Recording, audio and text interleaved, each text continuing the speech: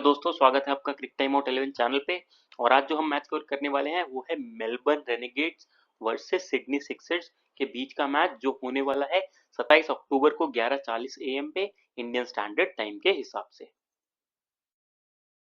अब जो सबसे जरूरी बात है वो ये कि आपको हमारा cric time out 11 YouTube channel subscribe कर लेना है।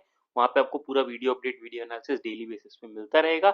साथ ही साथ किसी भी लाइव अपडेट के लिए, जैसे टॉस रिजल्ट, पिच रिपोर्ट, कोई भी प्लेयर टीम के अंदर आता है, कोई भी प्लेयर टीम से बाहर जाता है, या फैंटेसी टीम्स, वो सारी आपको हमारे टेलीग्राम चैनल पे मिल जाएगी। तो उसके लिए टेलीग्राम चैनल को भी ज्वाइन कर लीजिएगा। और आप हमारा इंस्टाग्राम चैनल भी ज्वाइन कर सकते हैं। वहां आपको शॉर्ट वीडियोस मिल जाएगी, 1 मिनट की वीडियोस, जिसमें टीम एक्सप्लेन होगी। तो वो भी आपके लिए बेनिफिशियल रहेगा। तो आप हमारा इंस्टाग्राम चैनल भी ज्वाइन कर लीजिएगा। तो हमारे जितने सोशल मीडिया अकाउंट्स हैं आप उनको ज्वाइन कर लीजिए, ताकि आप हमारे लेटेस्ट वीडियोस से अपडेटेड रहें। अब बात कर लेते हैं मैच वेन्यू और पिच एनालिसिस की। तो मैच होने वाला है एडिलेड ओवल स्टेडियम। और यहाँ की पिच जो रहती है ना, वो बेसिकली बैलेंस नेचर की रहती है। बैटर्स को एडवांटेज रहता है और पेसर्स को एडवांटेज रहता है इनिशियल ओवर्स में, जब बॉल नया होता है। और ज्यादातर ये venue basically high scoring venue ही रहता है। और अगर नई बॉल रहती है ना, तो वहां पे पिच में बाउंस और सीम मूवमेंट पक्का रहेगा यहाँ पे। लेकिन ये मैच जो रहेगा ना, वो सेकेंड मैच रहेगा। इससे पहले ऑलरेडी एक मैच हो चुका होगा, Adelaide strikers versus Brisbane heat का। तो उसी बीच पे सेकंड मैच हो रहा होगा। तो उतना सीम मूवमेंट नहीं मिलना चाहिए जितना पहले वाले मैच में मिलेगा। आपको ये बात ध्यान रखनी है। अब बात कर लें कुछ प्रीवियस स्कोर्स की। तो अगर थर्ड लास्ट मैच देखें, बांग्लादेश ने उसमें बना 127 रन 8 विकेट के नुकसान पे।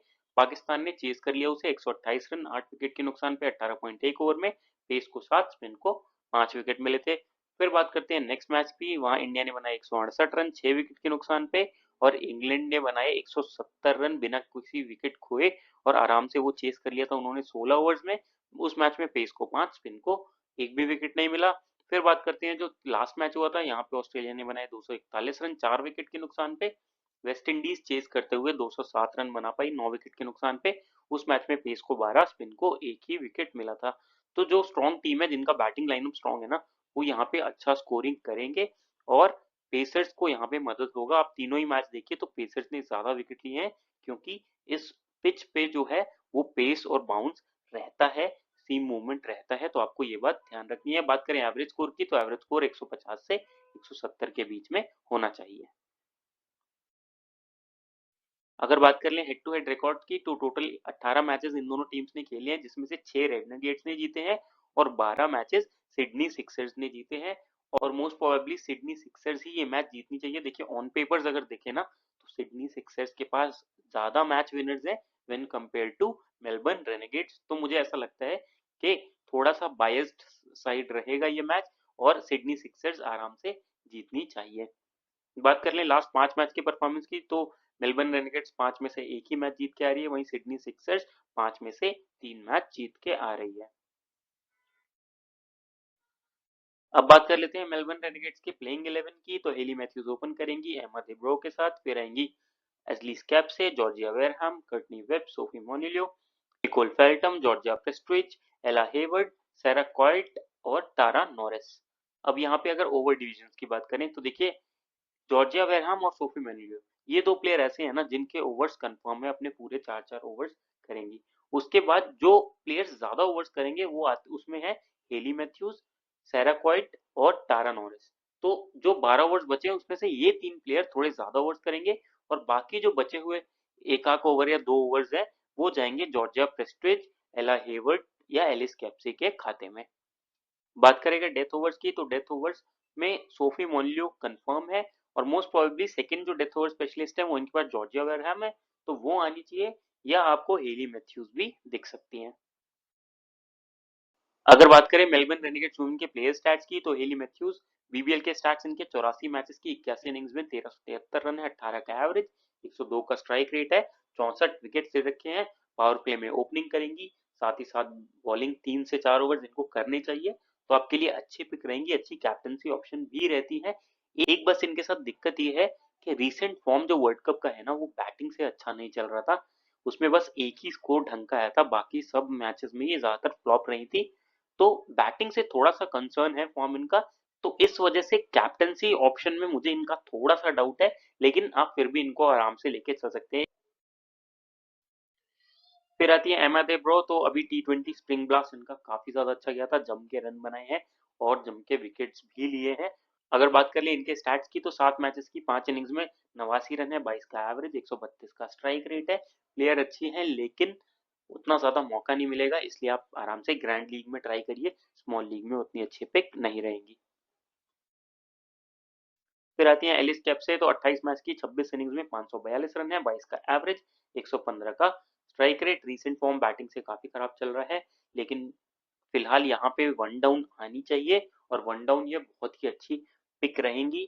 साथ ही साथ बॉलिंग बैकअप 1-2 ओवर्स का इनके साथ रहेगा, तो अच्छी ऑप्शन रहेंगी, आराम से टीम में कवर करके चल सकते हैं।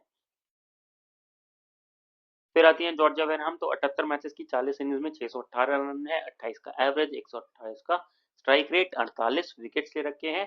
अब बात करते हैं सबसे पहले इनके बैटिंग ऑर्डर की। तो देखिए, अगर ऑस्ट्रेलियन टीम से ये खेलती है ना, तो इनका बैटिंग ऑर्डर नीचे रहता है, लेकिन जैसे ही WBL में आती है, ये बैटिंग ऑर्डर ऊपर प्रमोट हो जाती है। हालांकि वर्ल्ड कप में ऑस्ट्रेलियन टीम से भी ये प्रमोट हुई थी, लेकिन इसमें तो पक्का है कि ये बैटिंग में प्रमोट होंगी, और साथ ही साथ ओवर्स डेथ में करने की पॉसिबिलिटी है। तो अच्छी ऑप्शन रहेंगी, एक डिफरेंशियल कैप्टनसी ऑप्शन भी आपके लिए ये हो सकती है, तो जरूर कवर करके चलिएगा इनको।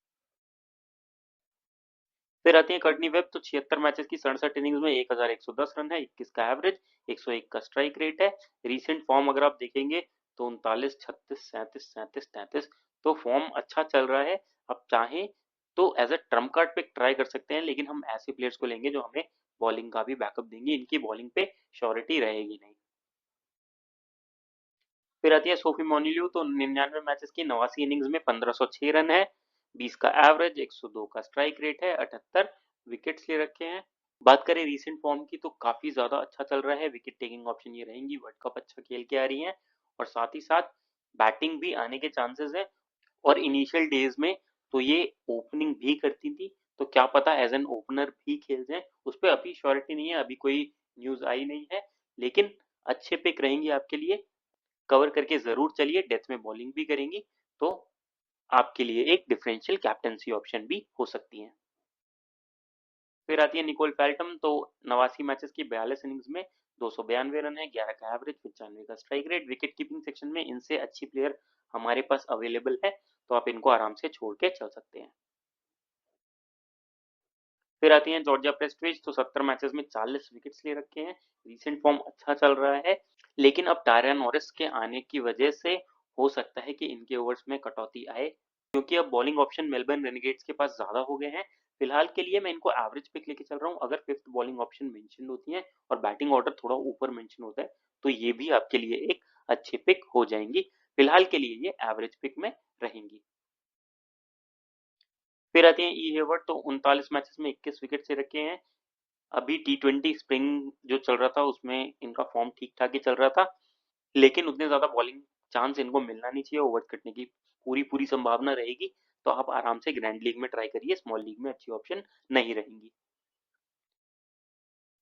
फिर आती है सैरा क्वाइट, तो 118 मैचेस में 116 विकेट्स ले रखे हैं, विकेट टेकिंग ऑप्शन ये हमेशा रहती है, रिसेंट जो टी20 स्प्रिंग हुआ उसमें भी विकेट्स लेके गई हैं, तो आप चाहें तो इनको भी आराम से कवर करके चल सकते हैं, एक अच्छी पिक रहेंगी आपके लिए ये। फिर आती है टारा नॉरिस, तो इनका ये पहला कॉन्ट्रैक्ट है WBBL के साथ।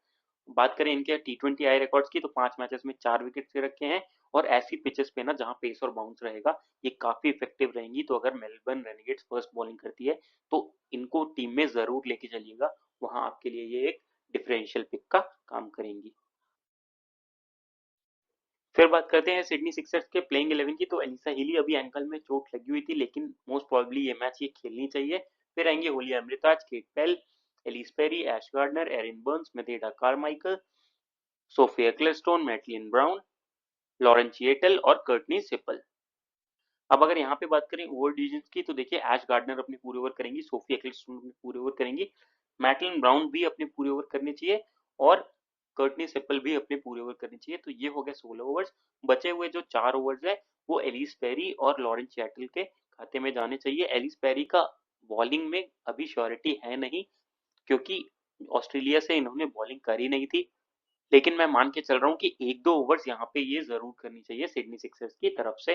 बात करें अगर डेथ ओवर्स की तो ऐश गार्डनर और सोफी एक्लेस्टोन डेथ ओवर्स करनी चाहिए। कभी-कभार ना आपको मैटलिन ब्राउन भी डेथ ओवर्स में दिख जाएंगी। अब बात कर लेते हैं सिडनी सिक्सर्स के प्लेयर स्टैट्स की। तो एलिसा हीली ये बिग बैश टाइप प्लेयर ही है, जैसा नाम है बिग बैश। इनकी बैटिंग भी वैसी है, हमेशा मार के खेलती हैं और जब जब पिच पे रहेंगी ना तो टीम का रन रेट अपने आप ऊपर रहेगा। तो आपको ये 25-30 रन आराम से बना के दे सकती हैं और साथ ही साथ कीपिंग का बैकअप रहेगा तो अच्छे पिक रहेंगी, आराम से इनको कवर करके चल सकते हैं। फिर आती है होली अमृतास। तो इतना इम्प्रेस अभी तक करा नहीं है इन्होंने, चाहे तो इनको ग्रैंड लीग में कवर करिएगा, स्मॉल लीग में उतनी अच्छी ऑप्शन नहीं रहेंगी। फिर आती है केट पेल। तो 14 मैचेस में 37 रन है, 5 का एवरेज है, उतनी अच्छी ऑप्शन नहीं रहेंगी, आराम से छोड़ दीजिएगा। फिर आती है एलिस पेरी। तो 124 मैचेस की 121 इनिंग्स में 4264 रन है, 48 का एवरेज, 105 का स्ट्राइक रेट है, 64 विकेट्स ले रखे हैं। और लास्ट के अगर 5 मैच देखे तो स्टार्ट्स मिले हैं, ये T20 वर्ल्ड कप के मैचेस थे, वहां पिच हार्ड थी लेकिन फिर भी इन्होंने परफॉर्म करा है। और यहाँ पे तो बैटिंग फ्रेंडली रहेगा, एक तो ये बात है, और साथ ही साथ इनके पास अब बॉलिंग बैकअप भी रहेगा, 1-2 ओवर्स ये डालनी चाहिए।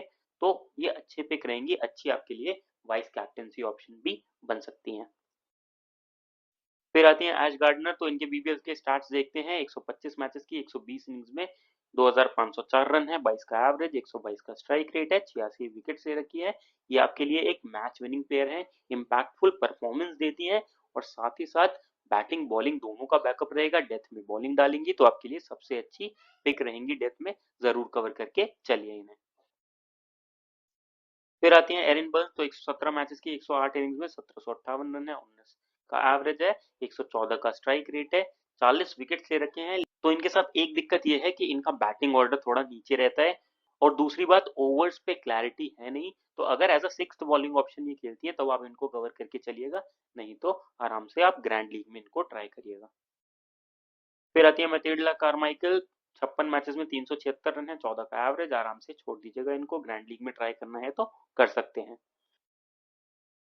फिर आती है सोफी एक्लिस्टोन, वर्ल्ड की नंबर 1 बॉलर। 90 मैचेस में 131 इन्होंने विकेट ले रखे हैं, विकेट टेकिंग ऑप्शन हमेशा रहती है। अगर बीबीएल स्टैट्स की बात करें तो 15 मैचेस में 20 विकेट्स है और ये विकेट टेकिंग ऑप्शन हमेशा रहेंगी और इस वजह से आपके लिए ये मैंडेटरी पिक हो जाती है, 1-2 विकेट जरूर दिला के जाएंगी और बैटिंग का भी बैकअप रहेगा इनके साथ, तो आप आराम से इनको कवर करके चल सकते हैं। फिर आती है मैटलिन ब्राउन। तो 95 मैचेस की 62 इनिंग्स में 585 रन है, 14 का एवरेज, 72 विकेट ले रखे हैं। रीसेंट फॉर्म काफी अच्छा चल रहा है और अगर सिडनी सिक्सर्स पहले बॉलिंग करती हैं तो एज अ डिफरेंशियल पिक इनको जरूर ट्राई करके चल लीजिएगा, वहां पे आपको ये 2-3 विकेट दिला के जा सकती हैं और ये स्ट्रॉन्ग टीम की बॉलर है। तो सेकेंड इनिंग्स में भी आपके लिए ये अच्छा काम करेंगी, क्योंकि अगर सिडनी सिक्सर्स ज्यादा रन मारता है तो रन चेस प्रेशर में हो सकता है कि मेलबर्न रेनेगेट्स का बैटिंग ऑर्डर कोलैप्स कर जाए, उनका बैटिंग ऑर्डर उतना स्ट्रॉन्ग दिख भी नहीं रहा है, इस वजह से ये अच्छे पिक हो जाती हैं। फिर आती है लॉरेंस चैटल। तो 7 मैचेस में 5 विकेट ले रखे हैं T20 इंटरनेशनल मैच में। बीबीएल रिकॉर्ड्स की बात करें तो 78 मैचेस में 81 विकेट ले रखे हैं। रिसेंट के अगर 5 मैचेस देखे तो सभी में विकेट ले रखे हैं, एक आपके लिए अच्छी पिक रहेंगी। फिर आती है कर्टनी सिप्पल। तो 48 मैचेस में 44 विकेट ले रखे हैं। अगेन अगर सिडनी सिक्सर्स पहले बॉलिंग करता है तो आपके लिए एक अच्छी पिक रहेंगी, सेकंड बॉलिंग के केस में एक एवरेज ही पिक रहेंगी आपके लिए। फिर आती है सैरा ब्राइस। तो अगर एलिसा हेली नहीं खेलती है, जिसकी पॉसिबिलिटी थोड़ी सी ज्यादा है, तो उस केस में इनके स्टार्ट्स देख लेते हैं। 58 मैच की 58 इनिंग्स में 1290 रन है, 28 का एवरेज है, 106 का स्ट्राइक रेट है। रिसेंट फॉर्म की बात करें तो ठीक ठाक ये रन बना के देके जाएंगी, साथ ही साथ कीपिंग बैकअप भी रहेगा, तो आपके लिए ये अच्छे पिक रहेंगी। आप चाहें तो विकेट कीपिंग सेक्शन से इनको कवर करके चल सकते हैं। तो अगर बात करें ड्रीम 11 टीम की तो विकेट कीपिंग सेक्शन से सैरा ब्राइस आपके लिए अच्छी ऑप्शन रहेंगी। फिर आते हैं बैटिंग सेक्शन में। तो यहाँ से एलिसा पेरी और एलिस कैप्स आपके लिए अच्छे ऑप्शन रहेंगी। अगर डिएंड्रा रॉटन खेलती हैं तो आप उनको भी कवर करके चल सकते हैं।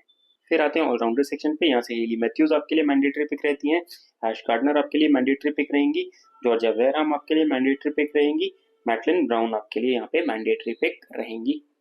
फिर चलते हैं बॉलिंग सेक्शन में। तो यहाँ से एक्लेस्टोन को आप कवर करके चल सकते हैं, सोफी मोलियो आपके लिए अच्छी पिक रहेंगी, लॉरेंस चैटल को भी आप कवर करके चल सकते हैं, क्योंकि सिडनी सिक्सर्स ज्यादा स्ट्रॉन्ग टीम लग रही है, तो उस केस में लॉरेंस चैटल को भी विकेट मिलने के चांसेस थोड़े ज्यादा रहेंगे। फिर आप सायरा क्वाइट को कवर करके चल सकते हैं। अगर कैप्टन वाइस कैप्टन की तो हेली मैथ्यूज सबसे अच्छी कैप्टनसी ऑप्शन रहेंगी। इनका बैटिंग फॉर्म फिर भी कंसर्न है अभी, लेकिन फिर भी आप इनको कैप्टन कर सकते हैं। वाइस कैप्टनसी ऑप्शन में आपके लिए सबसे अच्छी ऑप्शन ऐश गार्डनर रहेंगी। कुछ इस प्रकार की रहेगी हमारी टीम, और अगर इसमें कोई भी चेंजेस होते हैं तो आपको हमारे टेलीग्राम चैनल पे मिल जाएंगे। उसके लिए टेलीग्राम चैनल को ज्वाइन कर लीजिएगा। और जो सबसे इम्पोर्टेंट बात है कि हमारे क्रिक टाइम आउट 11 यूट्यूब चैनल को जरूर से सब्सक्राइब करें। वहाँ पे डे टू डे बेसिस पे आपको वीडियो अपडेट, वीडियो एनालिसिस मिलता रहेगा। और जब आप वीडियोस खुद के हिसाब से देख के टीम बनाएंगे तो आप ज्यादा इफेक्टिव टीम बना पाएंगे और मोस्ट ऑफ द केसेस में विनिंग जोन में रहेंगे। तो वीडियोस को लाइक करें, शेयर करें, चैनल को सब्सक्राइब करें। मिलते हैं अगली वीडियो के साथ। Thank you.